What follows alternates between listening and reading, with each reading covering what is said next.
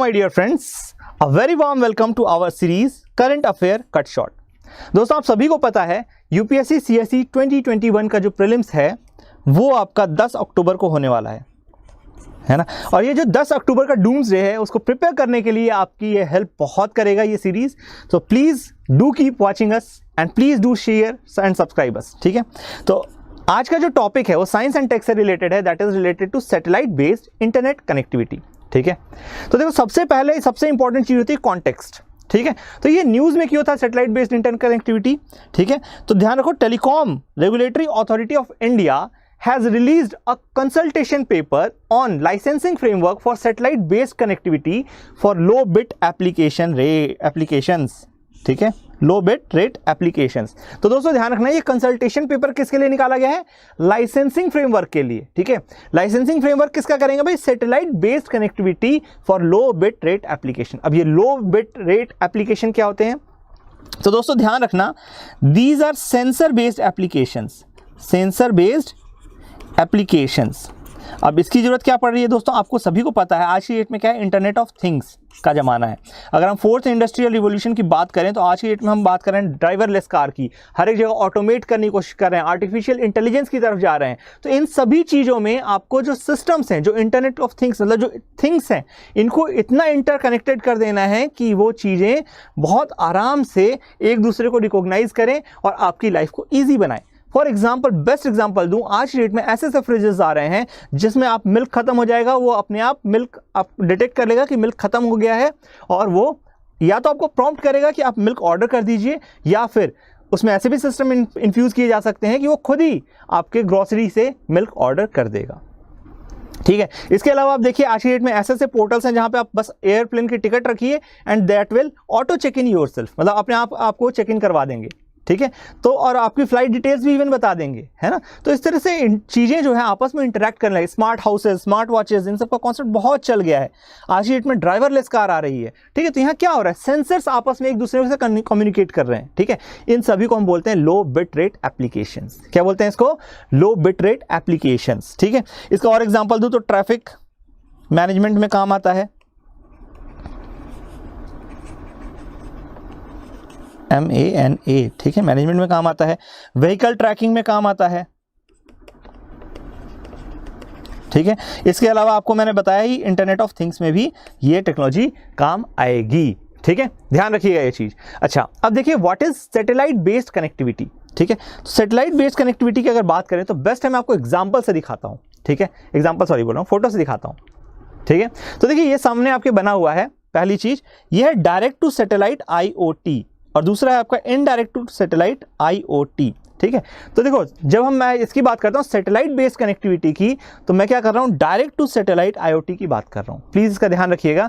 Direct to satellite IoT में क्या होता है कि एक जो पर्सन है जो सोर्स मतलब आपका जनरेट कर रहा है, वेव को जनरेट कर रहा है, ठीक है, वो क्या करेगा, वो डायरेक्ट आपका सैटेलाइट से कनेक्ट करेगा, और सैटेलाइट जो है उस डेटा को किसी इंटरमीडियरी के थ्रू भेजने के बजाय डायरेक्ट आपका डिफरेंट ऑब्जेक्ट्स को भेज देगा। मतलब वो ऑब्जेक्ट जो इंफॉर्मेशन है वो डायरेक्ट किससे कनेक्टेड है, सारे के सारे, ये सारे कनेक्टेड हैं आपके सैटेलाइट से। ध्यान रखिए किससे कनेक्टेड है, सैटेलाइट से। और इसी को रेगुलेट करने के लिए try is thinking of a white paper, या मतलब जो क्या कहते हैं कंसल्टेशन पेपर रिलीज करने की बात कर रहा है, ठीक है। जो ट्रेडिशनल सिस्टम है, ट्रेडिशनल सिस्टम जिसको हम कहना चाहते हैं, that is indirect to satellite. आपको पता है आप सेलफोन यूज करते हैं, सेलफोन में आपने सभी ने देखा है कि हमारे घरों के ऊपर कई बार टावर लगाए जाते हैं, ठीक है, जिसके लिए कई बार इवन जो हमारी मिनिस्ट्रीज हैं उन्होंने कई बार कहा है कि कोई भी टावर लगाने के कोई भी पैसे नहीं लिए जाते हैं छत पे, इसके नाम से फ्रॉड से बचें, है ना। तो डेफिनेटली आपके जो ट्रेडिशनल सिस्टम है उसमें क्या होता है कि एक जनरेटर होता है, जैसे मैंने किसी को आपको कॉल डायल किया, ठीक है, मेरा जो कॉल है वो कहाँ जाएगा, सैटेलाइट पे जाएगा, या फिर किसी इंटरमीडियरी के थ्रू सैटेलाइट पे जाएगा, दोनों में से कुछ भी हो सकता है, ठीक है। तो इंटरमीडियरी थ्रू सैटेलाइट पे गया, और सैटेलाइट किसको भेजेगा, क्या जिसको मैं डायल कर रहा हूँ डायरेक्ट उसके फोन में भेजेगा, नहीं, ठीक है, उसके फोन में डायरेक्ट नहीं जाएगा, वो किसी उसके आजू बाजू वाले एक सेंट्रल एंटीना लगा होगा उसको भेजेगा, और वो जो है आपको डिफरेंट लोगों को या मुझे मतलब वो कॉल रिसीव करने को बोलेगा, समझ आ रही बात? तो मतलब बीच में एक इंटरमीडिएरी आ गया ना, एक एंटीना आ गया ना, तो इसको हम बोलते हैं इनडायरेक्ट टू सैटेलाइट IoT। ठीक है, आई होप बिल्कुल क्लियर है आपको। यहाँ इंटरमीडिएरी की जरूरत होती है ट्रेडिशनल सिस्टम में, और यहाँ पे आपको इंटरमीडिएरी नहीं, डायरेक्ट सैटेलाइट कनेक्शंस होते हैं।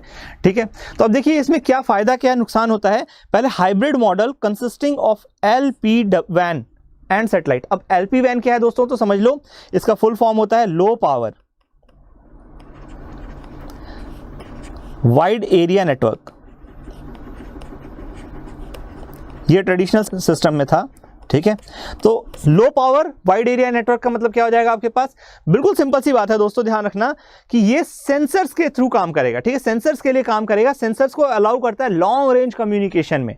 ठीक है, लो बिट रेट जो थिंग्स होती हैं उन सारी चीजों को उठा करके लॉन्ग रेंज कम्युनिकेशन के लिए इनेबल करता है। उसको हम कहते हैं LPWAN। क्यों भाई? क्योंकि लो पावर यूज करते हैं, बहुत कम पावर, मिली वोल्ट्स में मतलब पावर कंज्यूम करते हैं लोग। ठीक है, तो ध्यान रखना, hybrid model consisting of LPWAN and satellite. Each sensor and actuator can contact with the satellite through an intermediary sink node that is LPWAN। ठीक है, तो जितने भी आपके सेंसर्स हैं वो सारे के सारे क्या कर सकते हैं, किसी एक सेंट्रलाइज्ड यूनिट को कांटेक्ट करेंगे, जिसको हम क्या कहेंगे, LPWAN। और ये फिर आपका सैटेलाइट पे डेटा जाएगा, है ना, और उसके थ्रू मतलब आपका आगे फिर से यहाँ पे LPWAN लगेगा, जो कि अगेन डिफरेंट IoTs को इंफॉर्मेशन प्रोवाइड करवाएगा। इन LPWAN network server coordinates several gateways through reliable backhaul. ठीक है, अगर मैं इसकी बात करूं डायरेक्ट टू सैटेलाइट कनेक्टिविटी, तो devices directly communicate with satellite without any intermediary. ध्यान रखना, यहाँ कोई इंटरमीडिएरी नहीं रहता, जैसा मैंने बोला आपको। ठीक है, the satellite receives data from IoT devices and transmit the data to the ground station nearest to the device where it gets stored for further processing. ठीक है ना, तो ध्यान रखना, डायरेक्ट सैटेलाइट से सैटेलाइट कांटेक्ट होता है और वहां पे जहां भी जरूरत होती है वहां पे प्रोसेसिंग हो जाती है इसकी। ठीक है, अब इसके फैक्टर्स कौन कौन से हैं जो कि फेवर कर रहे हैं ये नई टेक्नोलॉजी लाने के लिए। ठीक है, सैटेलाइट बेस्ड कनेक्टिविटी को प्रमोट करने के लिए कौन कौन से फैक्टर्स हैं जो कि इसको इंश्योर कर रहे हैं। ठीक है, तो सबसे इंपॉर्टेंट है दोस्तों देखना, टेक्नोलॉजी बूम आया है हमारे यहाँ। टेक्नोलॉजी बूम में क्या है, सबसे पहले नई नई टेक्नोलॉजीज आ रही है, जहां बिग डेटा एनालिसिस चल रहा है, आर्टिफिशियल इंटेलिजेंस चल रहा है। ठीक है, तो इस कारण से आज की डेट में हमारी जो स्पीड है, डेटा ट्रांसमिशन स्पीड है, वो ही बढ़ी है, सैटेलाइट्स की इफिशिएंसी बढ़ी है, और इसी कारण से हम इस चीज को लेकर के ज्यादा पॉजिटिव तरीके से बढ़ पा रहे हैं, सोच पा रहे हैं। ठीक है, इसके अलावा जो नंबर ऑफ सैटेलाइट्स हैं वो भी हमें बढ़ाने पड़ेंगे, है ना, क्योंकि हर छोटा से छोटा डिवाइस क्या कर रहा है, कोशिश कर रहा है डायरेक्ट सैटेलाइट को अप्रोच मारने की। ठीक है, तो उस केस में क्या है, हमारे पास स्मॉलर एंड चीपर सैटेलाइट्स हैं, जैसे कि क्यूबसैट। दोस्तों ध्यान रखना, क्यूबसैट बहुत छोटे सैटेलाइट्स को कहते हैं, और इसका एग्जांपल अगर मैं देना चाहूं तो अमूमन क्यूबसैट का जो डायमेंशन होता है 10 बाई 10 बाई 10 सेंटीमीटर का होता है। ठीक है, इन जो क्यूबसैट्स हैं इनको अकेले भी आप यूज कर सकते हो, या फिर 24 की यूनिट में भी स्टैक करके यूज कर सकते हो।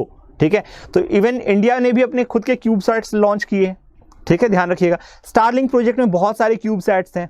ठीक है, जिसमें मोर देन 1200-1600 के आजू बाजू सैटेलाइट्स पूरी दुनिया को कवर करने की बात कर रहे हैं। ठीक है, private investment in space research, तो दोस्तों ये बहुत ज़्यादा अभी बढ़ रहा है, और बेस्ट एग्जांपल इसका SpaceX है। ठीक है, और हर एक गवर्नमेंट प्रमोट करना चाह रही है। इंडिया में भी आप देखिए आज की डेट में जो इसरो है वो काम कर रही है प्राइवेटाइजेशन की तरफ। ठीक है, क्या कर रही है, प्राइवेटाइजेशन की तरफ बढ़ाने के लिए इसने कुछ स्पेसिफिक बॉडीज बनाई हैं, जैसे आपका इन स्पेस, ध्यान रखिएगा, इन स्पेस। ठीक है, इसरो की ये बॉडीज हैं। ठीक है, जो कि प्राइवेटाइजेशन को आज की डेट में प्रमोट कर रही हैं। फिर NSIL, ठीक है, न्यू स्पेस इंडिया लिमिटेड, तो ये सारी बॉडीज जो हैं आपका इसरो को हेल्प कर रही हैं कि भाई प्राइवेट सेक्टर का पार्टिसिपेशन बढ़े। ठीक है, आई होप क्लियर है। तो देखो अब एप्लीकेशंस की अगर हम बात करें, ठीक है, किसकी बात कर रहे हैं, एप्लीकेशंस की। अगर सैटेलाइट बेस्ड कम्युनिकेशन में एप्लीकेशंस की बात करें तो सबसे इंपॉर्टेंट हो जाएगा रिमोट हेल्थ सर्विस। ठीक है, ध्यान दो, medical logistic tracking, live monitoring of patients vital, ये सारी चीज़ें यहाँ से करी जा सकती हैं। इसके अलावा इंटरनल सिक्योरिटी की बात करें तो पेट्रोल व्हीकल्स को हम रेगुलर रियल टाइम में मॉनिटर कर सकते हैं। Critical logistic supplies in remote area ensure कर सकते हैं। मॉनिटरिंग ऑफ वेसल्स एट सी भी इंश्योर किया जा सकता है। इसके अलावा डिजास्टर मैनेजमेंट की बात करें तो real time delivery of alerts and managing logistics of NDRF, national disaster response force. ठीक है, इसके बाद आता है रेलवेज और एयरवेज में रियल टाइम लोकेशन एसेस, क्योंकि आज की डेट में कई बार ऐसा देखा गया है कि एरोप्लेन्स जा रहे होते हैं और सडनली गुम जाते हैं, मिलते ही नहीं है, मलेशिया में ऐसा हुआ, कई जगह हो चुका है, ठीक है। तो उनका रियल टाइम लोकेशन मिल जाएगा। Monitoring of safety and communication, इसके अलावा फिशरीज सेक्टर में भी इसका इंपॉर्टेंट रोल है। फिशरीज सेक्टर में locating the fishes and vessels, maritime boundary alerts, geofencing fishing zones, ठीक है। जियो फेंसिंग क्यों जरूरत है? क्योंकि कई बार जो हमारे फिशरमैन होते हैं वो ओपन सी में जाते हैं और धोखे में इंटरनेशनल बाउंड्री क्रॉस कर जाते हैं थोड़े से फिश की लालच में। कई बार उन पे बहुत ज़्यादा डिफिकल्ट और बहुत मुश्किल हाई-फाई चार्जेस भी लगा दिए जाते हैं, लाइक स्पियोनेजेस, स्पाइंग एक्टिविटी, इस टाइप की चीज़ें, ठीक है। तो ध्यान रखिए ये सब चीज़ें बहुत इंपॉर्टेंट हो जाती हैं। Logistics of cold chain of stored fish, ठीक है। फिर इसके अलावा इमरजेंसी रिस्पांस में भी हम फिशरीज की मदद कर सकते हैं। तो देखो एप्लीकेशन दोस्तों, आज की डेट में यूपीएससी एक सवाल जरूर पूछती है, और इन जनरल जब तक एकदम आउटराइटली आपको गड़बड़ ना लगे तब तक आपको उसमें ऑल ऑफ दीज मारना है, ठीक है। आपको क्या करना है? ऑल ऑफ दीज मारना है। कब तक? जब तक एकदम आउटराइटली आपको ऐसा ना फील हो रहा हो कि कुछ गड़बड़ है यहाँ पे, ठीक है। तो ध्यान रखना है इसके कहाँ एप्लीकेशन है। रिमोट हेल्थ सर्विसेज में है, इंटरनल सिक्योरिटी में है, डिजास्टर मैनेजमेंट में है, रेलवेज और एयरवेज में है, फिशरीज में है, फिर सप्लाई चेन मैनेजमेंट में भी है। क्योंकि सप्लाई चेन मैनेजमेंट में क्या होता है कि आप चीज को एक जगह से दूसरी जगह भेजते हो और इसके थ्रू आप ट्रैक कर सकते हो उसको, ठीक है। तो ऑब्वियस ही बात है इसके कारण लॉजिस्टिक कॉस्ट रिड्यूस होगा क्योंकि इफेक्टिव मैनेजमेंट होगा। फिर स्मार्ट एग्रीकल्चर में भी इसका बहुत ज़्यादा यूजेज है। फॉर एग्जांपल, किसान अपना जाकर के मस्त सो जाए, एक ऑटोमेटेड सिस्टम बना दिया जाए और वो ऑटोमेटेड सिस्टम अपने आप soil condition, water condition, temperature, इन सारी चीज़ों को प्रिडिक्ट करके और उसको ऑटोमेटिकली रेगुलेट कर पाए, ठीक है। इसके अलावा आपका हार्वेस्ट प्रेडिक्शन भी हो सकता है यहाँ से। क्रॉप इन्फेस्टेशन और डैमेज कितना होगा, कैसे होगा, जैसे अभी रिसेंट में लोकस्ट आए थे, लोकस्ट कहाँ पे एग्जैक्टली जा रहे हैं, कैसे मूव कर रहे हैं, इसको पिन पॉइंट किया जा सकता है इस तरह की टेक्नोलॉजीज की मदद से, ठीक है। यील्ड की बात हो, वेदर प्रोटेक्शन हो, reaching out to remote areas, ये सारी चीज़ें इस तरह की सर्विसेज से की जा सकती हैं। इसके अलावा आपके स्मार्ट ग्रिड बनाने की बात चल रही है, ठीक है। For example remote transmission, load distribution, supply demand management, supervisory control and data acquisition, SCADA, ठीक है। ये सारी चीज़ें इसके एप्लीकेशन हैं, प्लीज़ ध्यान रखेंगे। इसका बेनिफिट सबसे बड़ा क्या होगा, ये ध्यान दीजिए कि इसका वास्ट कवरेज इससे मिलता है। बहुत बड़ा एरिया में आपको कवरेज मिलता है विदाउट एनी लैगिंग, क्योंकि आपको यहाँ इंटरमीडियरी की जरूरत हटा दी है आपने। आप गांव देहात में हर जगह आपको टावर लगाने की जरूरत नहीं है। टावर इंफ्रास्ट्रक्चर अपने आप में बहुत डिफिकल्ट होता है खड़ा करना, और टावर टू टावर जो कनेक्टिविटी होती है ऑप्टिकल फाइबर, कॉपर फाइबर की मदद से, वो भी बहुत डिफिकल्ट होती है, कॉस्टली होती है, ठीक है। तो ध्यान रखिएगा, इससे बहुत वास्ट कवरेज हमें मिलेगा और बहुत बेहतरीन टेक्नोलॉजी है ये, ठीक है। ईजियर टू डिप्लॉय, क्योंकि ऑब्वियस ही बात है आपने सैटेलाइट छोड़ दिया और सैटेलाइट बहुत वाइड एरिया में अपने आप में कवरेज रखता है, रादर देन आपको हर जगह ऑप्टिकल फाइबर ले जाने के, ठीक है। Boosting connectivity in rural area, obvious ही बात हमने ये डिस्कस कर ही लिया है। बेटर स्पीड मिलेगी, स्ट्रॉन्गर बैंडविड्थ होगा और साथ साथ इनेबल IoT इंफ्रास्ट्रक्चर इकोसिस्टम, ठीक है, क्योंकि लैटेंसी रिलेटिवली थोड़ा कम हो जाती है, ठीक है, ट्रेडिशनल सिस्टम से। अब इसमें इश्यूज हैं कुछ दोस्तों। इश्यूज क्या क्या हैं? पहला, high cost of service at present. दोस्तों ध्यान रखना, सैटेलाइट लॉन्च करना इतना आसान बात नहीं है, ठीक है।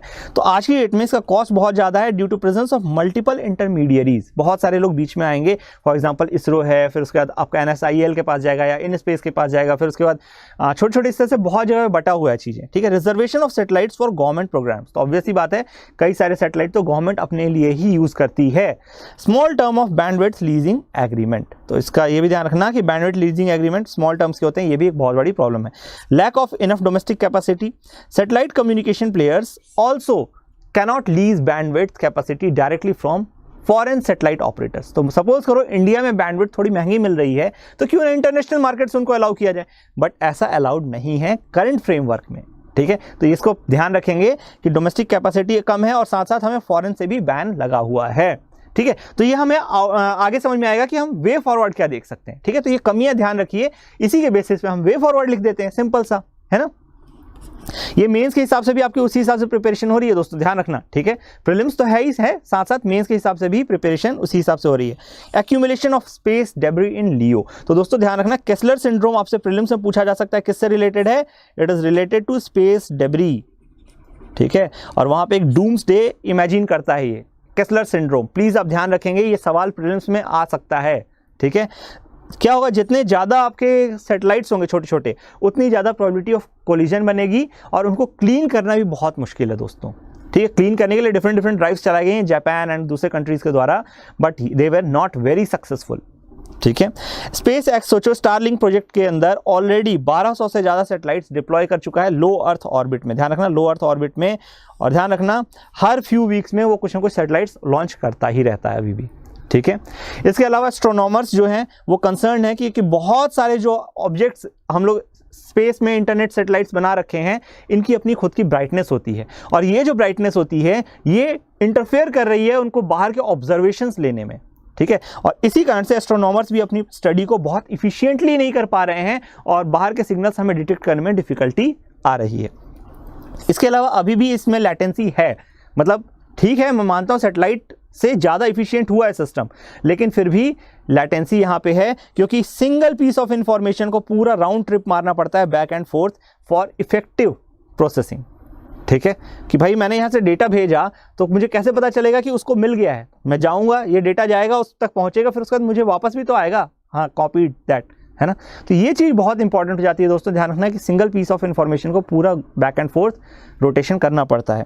Minor obstruction and disturbance in weather can affect signal and its quality of internet. ध्यान रखना कि अगर माइनर अफेक्ट भी हुआ, मतलब वेदर इफेक्ट्स भी आए, तो क्लाउड्स आए, तो उस केस में आपका जो क्वालिटी ऑफ इंटरनेट है वो पुअर हो सकता है, और उस केस में कई बार बहुत फैटल हो सकती है सिचुएशन। फॉर एग्जांपल अगर सपोज करो आप ड्राइवरलेस कार में चल रहे हो जो कि सैटेलाइट बेस्ड कम्युनिकेशन पे काम कर रही है, और सडनली आपका क्या कहते हैं जो प्रोसेसिंग डेटा था वो उससे कट ऑफ हो गया, तो अगर लोकलाइज्ड एआई एक्टिव नहीं है प्रॉपर तरीके से तो फिर क्या होगा, आपका बहुत फैटल एक्सीडेंट हो सकता है, ठीक है। लोकलाइज्ड एआई भी इसीलिए इंस्टॉल करना वहाँ जरूरी रहेगा, ठीक है। एग्जिस्टिंग इंफ्रास्ट्रक्चर में not be suitable for direct satellite to device connections. तो कई बार ये भी हो सकता है कि आज की डेट में जो हमारे पास अवेलेबल इंफ्रास्ट्रक्चर है वो इतना इफेक्टिव ना हो, तो इसीलिए आपको R&D की जरूरत है। तो वेव अहेड में देखिए क्या क्या आया है, सिंपल जो हमने वहाँ कमियाँ गिनाई थी उसका निगेट कर दीजिए। रिसर्च एंड डेवलपमेंट जरूरी है, क्योंकि जो कमियां है, लैटेंसी जैसे आ रही है, आपका जो आज का इंफ्रास्ट्रक्चर उसके हिसाब से नहीं है, वो चीज़ बेटर हो जाएगा। उसके अलावा जो सैटेलाइट ब्राइटनेस है ये कम कर दीजिए। जैसे स्पेस एक्स ने जो अपना स्टारलिंक प्रोजेक्ट है इसमें डार्क सैट यूज़ किए हैं जो कि as per different report near about 50% less bright है देन नॉर्मल सैटेलाइट, ठीक है, ध्यान रखना है इन जनरल, ठीक है। अच्छा, इसके अलावा encouraging commercial use of satellites, तो ये मैंने पहले बताया प्राइवेटाइजेशन की तरफ हमें बढ़ना जरूरी है, कॉमर्शियल यूज़ ऑफ सैटेलाइट को प्रमोट करना जरूरी है। जैसे सिंप्लीफाई कर दो प्रोसेस के लिए भाई, बैंडविड्थ लीजिंग के लिए, enhancing leasing contract time periods, भाई ये सबसे बड़ा कंसर्न था तो उसको हम निगेट कर देते हैं, है ना। Allowing leasing of bandwidth from foreign operators, तो ये भी था बिल्कुल, हम डोमेस्टिक तो हमारा कम है ही और साथ साथ फॉरेन से मना है, तो फॉरेन से अलाउ कर दो लेना, ठीक है। Private investment by allowing 100% FDI through automatic route, तो ये बहुत सिंपल और बहुत जेन्युइन वे अहेड है, आप इसको नोट कर लें। और आई होप ये टॉपिक आपका पूरी तरह से प्रिपेयर्ड हो गया है, ठीक है। तो मिलते हैं अगले लेक्चर में, till then please do keep watching us, like us if you love the lecture, please do ask us any question, या फिर इवन इफ अगर आप फीडबैक देना चाहते हैं तो प्लीज़ कमेंट करें, ठीक है। और प्लीज़ हमें शेयर और सब्सक्राइब करें, इससे हमारा मोटिवेशन अप रहता है और साथ साथ आपको जो भी नोटिफिकेशन होती है वो भी टाइम टू टाइम मिलती है। तो मिलते हैं अगले लेक्चर में, till then thank you and bye bye.